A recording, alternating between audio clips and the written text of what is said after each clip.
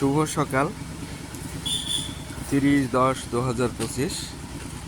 একটি নর্দমা পুকুর প্রস্তুতি চলছে, এখানে মাছ ছাড়া হবে।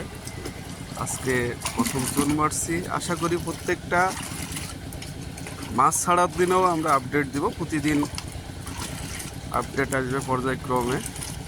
আজকে প্রথম দিন এই নর্দমা পুকুর প্রস্তুতি চলছে।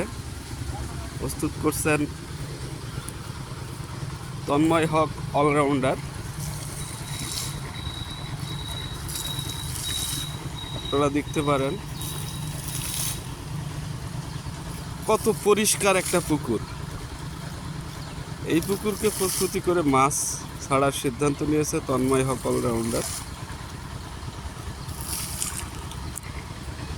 বৃষ্টি পড়ছে গুড়ি গুড়িয়ে, আজকে চুন মারা ঠিক হলো না, তারপরেও চুন মাটিতে ভেজানো হয়েছে, এই জন্য মারা হচ্ছে। আশা করছি আগামী 2-1 দিনের মধ্যে মাছ ছাড়বো, তখনও আমরা আপডেট দিব যে যেদিন মাছ ছাড়বো। পরবর্তীতে যেদিন মাছ আবার ধরবো সেদিনও আমরা আপডেট দিব।